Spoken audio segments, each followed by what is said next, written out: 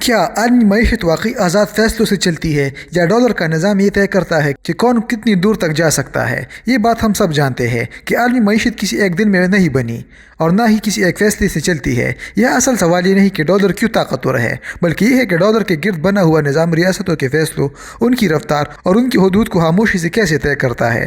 یہی وہ زاویہ ہے جس پر بات ضروری ہے، کیونکہ طاقت یہاں شور نہیں مچاتی، وہ ترتیب بناتی ہے۔ اب دیکھتے ہیں ڈالر بطور نظامی مرکز۔ ڈالر کو صرف ایک کرنسی سمجھ لینا اصل مسئلے کو بہت محدود کر دیتا ہے، کیونکہ یہ بات نوٹ یا سکے کی نہیں بلکہ ایک مکمل مالی ترتیب کی ہے۔ جب عالمی تجارت، بینکنگ، قرض کا نظام، سرمایہ کاری کے فیصلے اور زر مبادلہ کے ذخائر ایک ہی مرکز کے گرد گھومنے لگے تو وہ مرکز آہستہ آہستہ نظام کا محور بن جاتا ہے۔ اس محور کی خاص بات یہ ہوتی ہے کہ وہ براہ راست حکم نہیں دیتا، مگر اس کے بغیر نظام چل بھی نہیں پاتا۔ یہی وہ مقام ہے جہاں طاقت خاموش ہو جاتی ہے مگر اثر گہرا ہوتا چلا جاتا ہے۔ اس مرکزیت کا دباؤ یہ پیدا ہوتا ہے کہ ریاست اپنی مالی فیصلے داخلی ضرورتوں کے مطابق نہیں بلکہ عالمی رد عمل کو دیکھ کر کرنے لگتی ہے۔ بجٹ بناتے وقت، قرض لیتے وقت یا ترقیاتی منصوبے شروع کرتے وقت اصل سوال یہ نہیں رہتا کہ معیشت کو کیا درکار ہے، بلکہ یہ دیکھا جاتا ہے کہ اس فیصلے کا اثر ڈالر، سرمایہ کے بہاؤ اور عالمی اعتماد پر کیا پڑے گا۔ وقت کے ساتھ یہ عادت بن جاتی ہے اور پھر پالیسی خود مختار انتخاب کے بجائے محتاط رد عمل میں بدل جاتی ہے۔ اس کا نتیجہ یہ نکلتا ہے کہ معیشتیں اپنے اندرونی سمت کو بیٹھتی ہے، مقامی صنعت، روزگار اور طویل مدتی استحکام ثانوی حیثیت اختیار کر لیتے ہیں، جبکہ بیرونی توازن اولین مقصد بن جاتا ہے۔ یوں معیشتیں خود کو مضبوط کرنے کے بجائے خود کو قابل قبول رکھنے پر زندہ رہنے لگتی ہے، اور یہی نظامی وزن کی اصل طاقت ہوتی ہے۔ اب دیکھتے ہیں قرض اور رسائی کی خاموش شرطیں۔ جب قرض کی قیمت، اس کی دستیابی اور اس پر قائم اعتماد ایک ہی کرنسی سے جڑ جائے تو قرض اپنی اصل شکل کھو دیتا ہے۔ وہ صرف مالی مدد نہیں رہتا بلکہ ایک ایسا پیمانہ بن جاتا ہے جس کے ذریعے ریاستوں کے رویے ناپے اور ترتیب دیے جاتے ہیں۔ اس مرحلے پر قرض لینا محض رقم حاصل کرنے کا عمل نہیں ہوتا بلکہ ایک خاص طرز عمل کو قبول کرنے کا اشارہ بن جاتا ہے۔ ریاست یہ جاننے لگتی ہے کہ کون سا فیصلہ اعتماد بڑھائے گا اور کون سا رسائی کو مشکل بنا دے گا، اور یہی سوچ آہستہ آہستہ پالیسی کا حصہ بن جاتی ہے۔ اس جڑی ہوئی شرط کا دباؤ یہ پیدا کرتا ہے کہ بجٹ سازی آسان عمل نہیں رہتی۔ ترقیاتی منصوبے اپنی ضرورت کے مطابق نہیں بلکہ قرض کی شرائط، شرح سود اور ممکنہ رد عمل کو سامنے رکھ کر بنائے جاتے ہیں۔ حتیٰ کہ سیاسی استحکام بھی اسی توازن سے جڑ جاتا ہے، کیونکہ کسی بھی غیر متوقع فیصلے کو مالی خطرہ سمجھا جانے لگتا ہے۔ وقت کے ساتھ ریاستیں خود کو مالی منڈیوں کے مزاج کے مطابق ڈالنے لگتی ہے، نہ کہ اپنے عوام کی طویل مدتی ضروریات کے مطابق۔ دہائیوں بعد نتیجہ یہ نکلتا ہے کہ معاشی خود مختاری ایک رسمی دعویٰ بن کر رہ جاتی ہے۔ فیصلے مقامی سطح پر کیے جاتے ہیں مگر ان کی حد باہر سے طے ہوتی ہے۔ یوں کنٹرول کسی اعلان یا قبضے کے بغیر آہستہ آہستہ منتقل ہو جاتا ہے، اور یہی قرض کی اصل طاقت ہوتی ہے۔ سرمایہ کی رفتار اور فیصلوں کی حد۔ ڈالر پر مبنی نظام میں سرمایہ ایک مسلسل حرکت میں رہتا ہے مگر اس حرکت کی رفتار اور سمت ہر ریاست کے لیے یکساں نہیں ہوتی۔ کچھ معیشتوں میں سرمایہ تیزی سے داخل ہوتا ہے، اعتماد کا تاثر بنتا ہے اور وقتی استحکام نظر آتا ہے، مگر یہی سرمایہ کسی معمولی خدشے، پالیسی میں تبدیلی یا عالمی فضا کے بدلنے پر اسی تیزی سے نکل بھی جاتا ہے۔ اس تیز آمد و رفت کا اصل اثر رقم سے زیادہ سوچ پر پڑتا ہے، کیونکہ ریاستیں یہ سمجھنے لگتی ہے کہ وقت ان کے ہاتھ میں نہیں بلکہ منڈی کے مزاج میں ہے۔ اسی دباؤ کے تحت طویل مدتی منصوبہ بندی ایک خطرہ محسوس ہونے لگتی ہے۔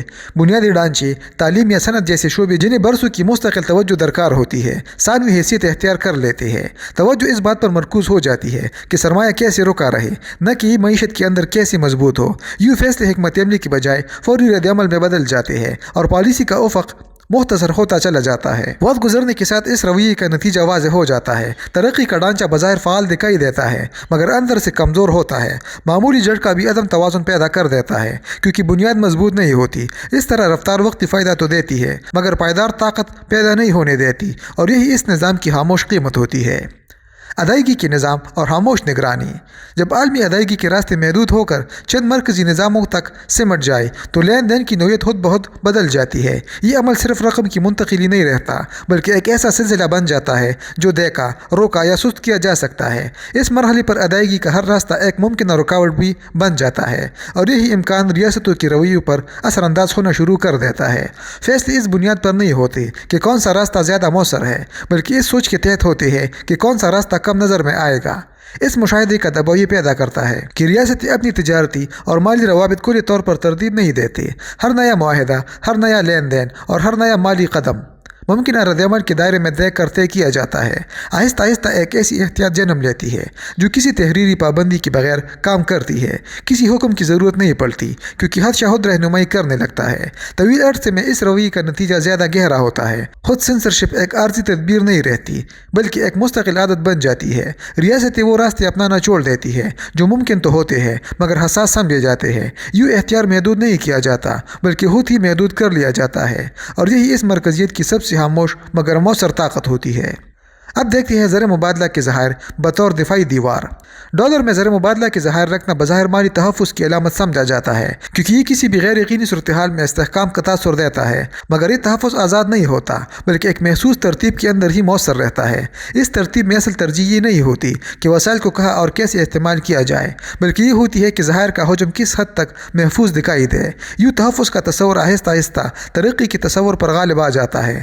اسی ترتیب کا دباؤ یہ پیدا کرتا ہے کہ ریاستیں اپنے وسائل کو حرکت میں لانے کے بجائے روک کر رکھنے لگتی ہے۔ بنیادی ڈھانچے، صنعت اور انسانی صلاحیت پر خرچ کرنے کے فیصلے احتیاط کا شکار ہو جاتے ہیں کیونکہ ہر خرچ کو ذخائر میں کمی کے خطرے سے جوڑ کر دیکھا جاتا ہے۔ نتیجتاً پالیسی کا جھکاؤ استعمال کے بجائے جمع کی طرف ہو جاتا ہے اور معیشت کی توانائی آہستہ آہستہ منجمد ہونے لگتی ہے۔ دہائیوں بعد اس رویے کا اثر واضح ہو جاتا ہے۔ ترقی کی رفتار سست پڑ جاتی ہے کیونکہ سرمایہ گردش میں نہیں آتا۔ مقامی صلاحیت مضبوط ہونے کے بجائے بیرونی استحکام پر انحصار بڑھ جاتا ہے۔ یوں جو ظاہر تحفظ کے لیے رکھے جاتے ہیں وہی طویل مدت میں خود انحصار کو کمزور کر دیتے ہیں، اور یہی اس تحفظ کی خاموش قیمت ہوتی ہے۔ مالی بحران اور غیر مساوی برداشت۔ جب مالی بحران جنم لیتا ہے تو ڈالر پر مبنی نظام میں اس کا اثر بظاہر ہر طرف محسوس ہوتا ہے، مگر اصل فرق برداشت کی صلاحیت میں سامنے آتا ہے۔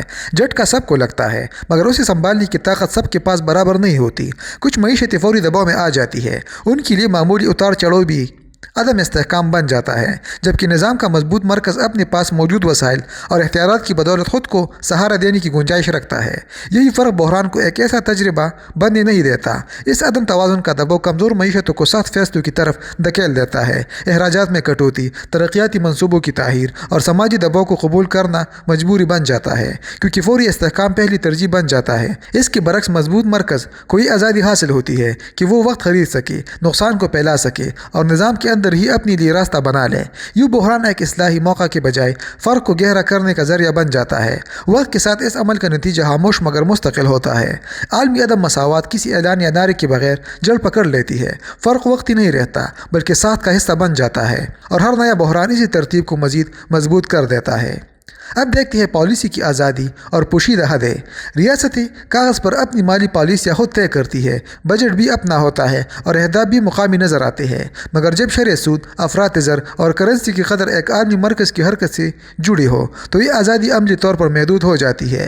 فیصلے بظاہر اندرونی مسائل کے لیے کیے جاتے ہیں مگر ان کا وزن اس بات سے ناپا جاتا ہے کہ عالمی منڈی انہیں کس نظر سے دیکھے گی۔ یوں پالیسی خود مختار سوچ کے بجائے محتاط توازن کا نام بن جاتی ہے۔ اس مشروط آزادی کا دباؤ یہ پیدا ہوتا ہے کہ مقامی مسائل کو بھی عالمی رد عمل کے فریم میں رکھا جائے۔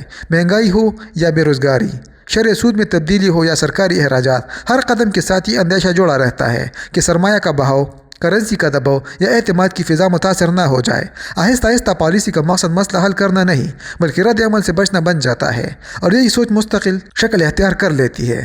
طویل مدت میں اس کا نتیجہ یہ نکلتا ہے کہ پالیسی سازی اندر سے نہیں چلتی، فیصلے منصوبہ بندی سے زیادہ رد عمل پر مبنی ہوتے ہیں، اور ریاستیں اپنی سمت خود بنانے کے بجائے عالمی حرکت کے پیچھے چلنے لگتی ہے۔ یوں اختیار برقرار رہتا ہے مگر سمت کہیں اور سے طے ہوتی ہے۔ اب دیکھتے ہیں نظام سے ہٹنے کی قیمت۔ جو ریاستیں ڈالر پر مبنی اس مالی ڈھانچے سے فاصلہ پیدا کرنے کی کوشش کرتی ہے انہیں کسی ایک دن میں کھڑی کی گئی دیوار کا سامنا نہیں ہوتا۔